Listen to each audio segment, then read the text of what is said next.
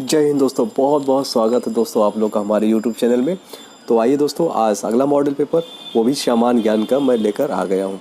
तो सामान्य ज्ञान आपका शिक्षक भर्ती में ही नहीं, आपका लेखपाल में भी पूछता है, यूपीएसआई में, जहाँ भी आपका कई जगह RRB, NTPC bank, SSC, railway में, यानी सभी सामान्य ज्ञान के क्वेश्चन आपको बहुत इंपॉर्टेंट है। तो सामान्य ज्ञान में आपका सभी विषयों समाहित रहते हैं। यानी ऐसा नहीं कि सामान्य ज्ञान सिर्फ हिस्ट्री से ही आएगा, हिस्ट्री से ही नहीं आएगा, आपका हिस्ट्री, ज्योग्राफी, आपका पॉलिटी और जितने भी पार्ट्स और हो गए आपके पोल्यूशन, पर्यावरण वगैरह, और यूपी से रिलेटेड भी क्वेश्चन आपके सामान्य ज्ञान के अंतर्गत ही आएंगे। तो चलिए दोस्तों, सारे पार्ट को हमने, सभी विषयों के कुछ क्वेश्चन जो चुनिंदा क्वेश्चन हो सकते हैं, जो आपके एग्जाम में आ सकते हैं, उन क्वेश्चन को मैं लेकर आया हूँ। तो पहला क्वेश्चन स्टार्ट करते हैं दोस्तों। तो पहला क्वेश्चन क्या है कि मरुस्थल जो है विकास कार्यक्रम जो है किस वर्ष, तो यहाँ आपको वर्ष पूछा गया है। जो मरुस्थल विकास कार्यक्रम है वो आपको किस वर्ष प्रारंभ किया गया था। तो 1977-78 या 1978-79, तो 1977-78 के मध्य, यानी ऑप्शन नंबर आपका ए। निम्नलिखित में से एनटीपीसी संयंत्रों में से गैस आधारित नहीं है। तो यहाँ पे 4 ऑप्शन है दोस्तों आपका। तो यहाँ पर पूछा गया क्वेश्चन कि कौन सा ऐसा एनटीपीसी संयंत्र है जिस पर गैस आधारित नहीं है, वो इलेक्ट्रिक आधारित है। तो आइए, बस नहीं में आपको हमेशा ही ध्यान देना है। तो आपका औरैया आपका है, आंवला भी है आपका, आंवला में, और दादरी भी है आपका। कौन सा नहीं दोस्तों गैस आधारित? आपका टांडा आपका अंबेडकर नगर में है। अंबेडकर नगर बोले तो यूपी, और यूपी बोले तो इंडिया, इंडिया बोले तो एशिया, एशिया बोले तो वर्ल्ड। आइए दोस्तों, अगला क्वेश्चन, आगे चलते हैं। एकीकृत ग्रामीण ऊर्जा कार्यक्रम को उत्तर प्रदेश में किस वर्ष प्रारंभ किया गया? वेरी इंपॉर्टेंट क्वेश्चन दोस्तों आपका ये। तो किस वर्ष प्रारंभ किया गया, वो भी उत्तर प्रदेश में? तो आपका 1981 में, यानी ऑप्शन नंबर आपका बी।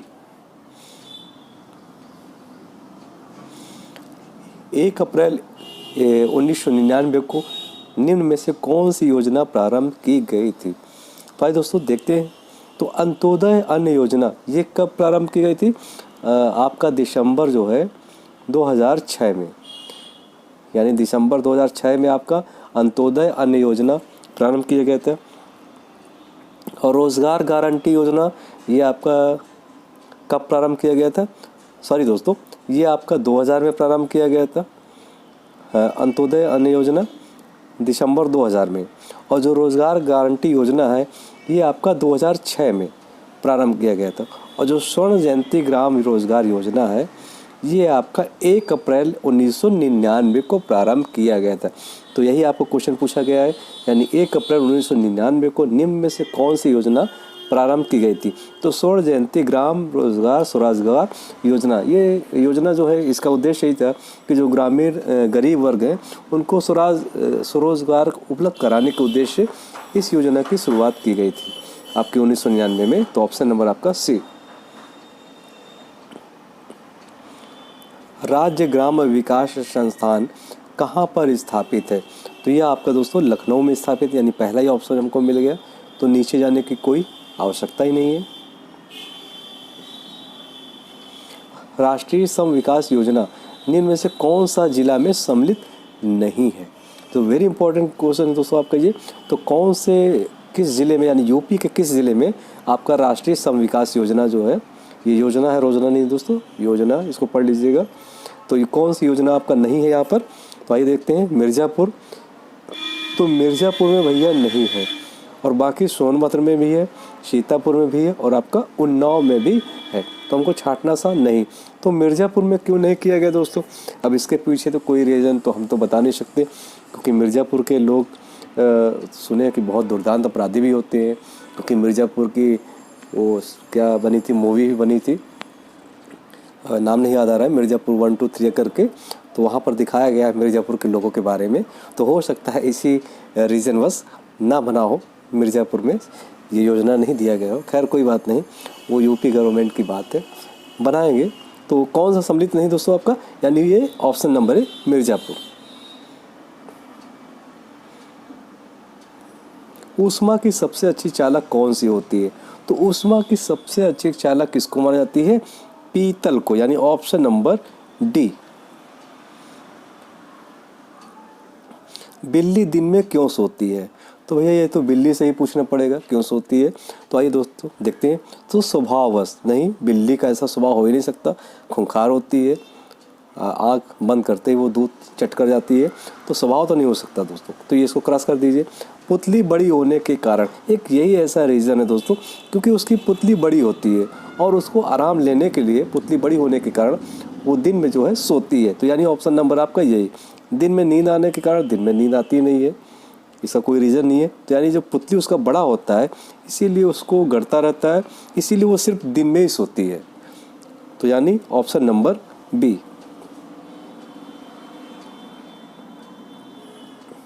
विश्व के प्रथम सुपर कंप्यूटर का निर्माण किया गया, तो किसने किया दोस्तों? आपके सी डैक ने, यानी ऑप्शन नंबर डी। तो विश्व के सबसे प्रथम सुपर कंप्यूटर का निर्माण किसने किया? सी डैक ने, ऑप्शन नंबर डी। वस्तुनिष्ठ उत्तर पुस्तिकाओं को जांचने के लिए प्रयोग किया जाता है। तो आप लोग एग्ज़ाम देते हैं तो किस में देते हैं? आपको OMR पर देते हैं, यानी ऑप्शन नंबर कौन सा मिल जाएगा दोस्तों? पहला। और इसी को हम जांचने के लिए किसका प्रयोग करते हैं? OMR को ही हम जांच सकते हैं। तो ऑप्शन नंबर ए। छींक का नियंत्रण जो है मस्तिष्क का कौन सा भाग करता है? तो दोस्तों जब छींक आती है तो ऐसा नहीं कि छींक आ ही जाए, क्योंकि आप जब ऐसे करते आज छींक, तो वो नियंत्रण कौन करता है? तो यानी मस्तिष्क का कौन सा भाग करता है आपका छींक का नियंत्रण? वेरी इंपॉर्टेंट है दोस्तों, ये आप इसको हल्के मत लीजिएगा। तो कौन करता है आपका? मेडुला ऑब्लोंगेटा, यानी ये आपका option number B, medulla oblongata.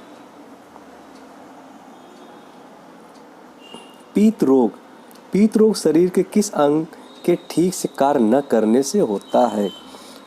तो कौन सा? यानी यकृत का जब कार्य सही से नहीं करेगा तो आपको कौन सा रोग हो जाएगा दोस्तों? पीत रोग, यानी ऑप्शन नंबर डी। निम्न में से आँख की बीमारी कौन सी है? तो आँख की बीमारी कौन सी होती है दोस्तों? आपका मम्स, एनीमिया, मायोपिया या पेलाग्रा। तो आपकी आँख की बीमारी कौन होती है? मायोपिया। और मायोपिया होती क्या है दोस्तों? कि जब आँख की जो है पुतली थोड़ा सा लंबी हो जाती है तो धुंधलापन दिखता है, जिससे हमारा आँख प्रभावित होने लगता है। तो ऑप्शन नंबर सी, और इसी को हम मायोपिया भी कहते हैं। तो ऑप्शन नंबर सी। तुलसीदास किसके समकालीन थे? तो आपको तुलसीदास पता ही होगा कि तुलसीदास ने अपना घर परिवार और पत्नी को छोड़ा तभी वो महान हुए। दोस्तों मैं ये नहीं कह रहा हूँ कि आप भी अपनी पत्नी को छोड़िए और आप ही महान होइए, ये तुलसीदास जी का ये मैं वृत्तांत बता रहा हूँ कि तुलसीदास की पत्नी जो थी रत्नावली, उन्होंने इनको ऐसा लताड़ा एक दोहा के माध्यम से कि जिनको उनको छोड़ना पड़ा और ये वैराग उत्पन्न हो गया, जाके वहाँ बस गए अपने अयोध्या में। तो तुलसीदास जो किसके समकालीन थे? तो तुलसीदास जो है आपके अकबर के समकालीन थे। और तुलसीदास ने क्या लिखा दोस्तों? सबसे मेन रामचरित मानस, और इनको राम बोला भी कहते थे, क्योंकि कहा जाता है जब ये पैदा हुए थे सबसे पहला इनका मुख से यही मिला था, राम शब्द ही बोला गया था। और ये पैदा हुए थे तो इनके मुख में दांत उत्पन्न हुए थे, इसी कारण इनके माता पिता ने इनको त्याग भी दिया था। और रामचरितमानस में कितने कांड हैं? तो रामचरितमानस में ये भी पूछता है कई बार कि 7 कांड है। बाल कांड, अयोध्या कांड, अरण्य कांड, किष्किंधा कांड और सुंदर कांड, लंका कांड और आपका लास्ट में उत्तर कांड, यानी 7 कांड है। और 7 कांडों को सीरियल ही बताता है, तो सीरियल से भी इसको रट लीजिएगा दोस्तों। ग्रैंड ट्रंक रोड कहाँ से कहाँ तक जाती है भैया? तो आइए, तो पहले ये जो है ग्रैंड ट्रंक रोड चटगांव से काबुल तक जाती थी, लेकिन फिर ये जब आपका आज़ाद हो गया भारत तो अमृतसर से कोलकाता, यानी ऑप्शन नंबर बी। और ग्रैंड ट्रंक रोड जिसको हम किसके नाम से जानते हैं? GT रोड के नाम से जानते हैं। और ये किसने बनवाया था? ये शेरशाह सूरी ने बनवाया था। तो ऑप्शन नंबर आपका बी। हड़प नीति के लिए कौन गवर्नर जनरल प्रसिद्ध है? तो ये आपका हिस्ट्री का क्वेश्चन है। तो हड़प नीति किसने बनाया था? आपका लॉर्ड डलहौजी ने। क्यों बनाया था भैया? क्योंकि जिन राजाओं के संतान नहीं होती थी वो गोद लेते थे पुत्र, तो गोद लेने वाले पुत्र की पूरी साम्राज्य जो है, कहने का तात्पर्य यह है कि अगर राजा का ही वंश का बेटा होगा, अगर उसके कोई बेटा नहीं हुआ तो उसका पूरा साम्राज्य ही हड़प लिया जाएगा। ये नीति इन्होंने बनाई थी। और ऐसा ही कुछ रानी लक्ष्मीबाई के साथ हुआ था कि उनका भी बेटा नहीं हुआ, तो उनको भी राज हड़प लिया था। इसीलिए अपना रानी लक्ष्मीबाई ने अपने संग्राम में कूद पड़ी और वीर गति को प्राप्त हुई। तो हड़प नीति जो है कौन बनाया था? आपका लॉर्ड डलहौजी। और हड़प नीति को हम व्यक्तिगत सिद्धांत भी कहते हैं। तो कभी अगर व्यक्तिगत सिद्धांत पूछ ले तो भी आप कर जाइए। तो व्यक्तिगत सिद्धांत। मोदी गोल्ड कप किस खेल की ट्रॉफी है? तो मोदी गोल्ड कप जो है आपकी हॉकी की ट्रॉफी है, यानी ऑप्शन नंबर सी। अर्जुन पुरस्कार प्रदान किया जाता है। तो अर्जुन पुरस्कार जो है आपका उत्कृष्ट खेल के लिए दिया जाता है। तो यानी उक्त सभी के माध्यम से भारत सरकार भी प्रदान करती है, मानव संसाधन भी और आपका खेल विभाग भी, यानी उक्त सभी। और अर्जुन पुरस्कार की शुरुआत कब हुई थी? 1961 में। उपनिषद मुख्यतः किसकी व्याख्या करता है? तो उपनिषद जो है आपका किसकी व्याख्या करता है? आपका हिंदू धर्म विज्ञान की। ये क्वेश्चन भी आपका आया है, रिपीटेड क्वेश्चन दोस्तों, यानी ऑप्शन नंबर डी। स्तूप संबंधित है।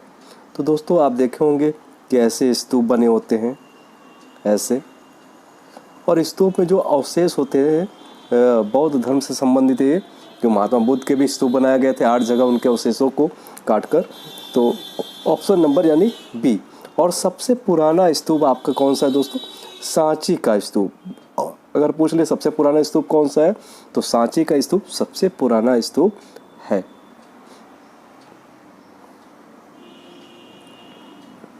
बंगाल में भक्ति आंदोलन का प्रारंभ किसने कराया था?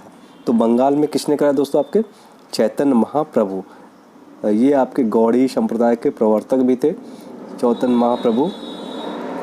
और इनका बचपन का नाम निमाई था, क्योंकि ये बहुत गोरे थे, इसलिए इनका नाम क्या था दोस्तों? निमाई। सर्वप्रथम गुरु ग्रंथ साहब का संकलन किया। तो सर्वप्रथम किसने किया था? आपके गुरु रामदास ने, यानी ऑप्शन नंबर आपका सी।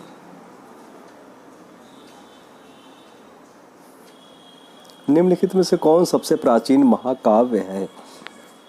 तो सबसे प्राचीन महाकाव्य आपका कौन सा दोस्तों? रामायण, महाभारत, अष्टाध्यायी या महाभारत। तो रामायण ये आपका सबसे क्या है दोस्तों? प्राचीन। और रामायण की रचना किसने की थी? आपके वाल्मीकि जी ने। और महाभारत की रचना किसने की थी? वेद व्यास ने। और अष्टाध्यायी के पाणिनि और पतंजलि ने महाभारत की रचना की थी। तो इसको अगर कहीं बुक का नाम पूछ ले तो उसको भी आपको कर लीजिएगा। तो सबसे प्राचीन आपका कौन सा है? रामायण। संसदीय शासन प्रणाली का जन्मदाता कौन है? यानी कहाँ से लिया गया हमारा भारत के संविधान से? ये कॉन्स्टिट्यूशन का क्वेश्चन है। तो कहाँ से लिया गया संसदीय प्रणाली? आपके इंग्लैंड के संविधान से, ऑप्शन नंबर ए।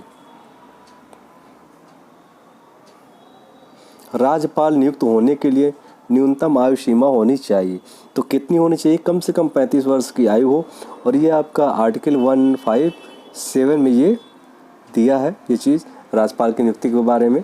तो अगर पूछ ले क्वेश्चन कि राज्यपाल की नियुक्ति के बारे में कौन से आर्टिकल में, तो 157 यानी 157। लोक नृत्य जो है राहुला का संबंध यूपी के निम्न में से किस क्षेत्र का है? तो ये राहुला जो नृत्य होता है ये आपका बुंदेलखंड में होता है। तो ऑप्शन नंबर डी। निम्न युग्मों में से कौन सा सुमेलित नहीं है? तो आइए दोस्तों, कौन सा सुमेलित नहीं है? तो टोडरमल सीतापुर में पैदा हुए थे। अबुल फजल आगरा में हुए थे। बीरबल आपके जो है कहाँ पैदा हुए थे? सीधी मध्य प्रदेश में। और यहाँ कन्नौज दिया। तो यही आपका क्या है दोस्तों? सुमेलित नहीं है। और जियाउद्दीन बर्नी आपके बुलंदशहर। तो बीरबल का ये बहुत ही कुशाग्र बुद्धि के थे। और ये पहले क्या करते थे? पान बेचा करते थे। तो बीरबल जो है पान बेचा करते थे। और उनका पहले नाम था महेश दास। तो बीरबल का उपनाम क्या था आपका? यानी पहले का नाम क्या था बचपन का? महेश दास। और ये अकबर के नौरत्नों में से एक थे। तो ये पान का धंधा करते थे और साइकिल पर पान बेचा करते थे। तो ऑप्शन नंबर आपका सी। तो यही सुमेलित नहीं था दोस्तों। तो कैसे लगे आपको टॉप 27 क्वेश्चन? अगर आपको पसंद आए हो तो प्लीज़ लाइक, शेयर, सब्सक्राइब जरूर करें। धन्यवाद।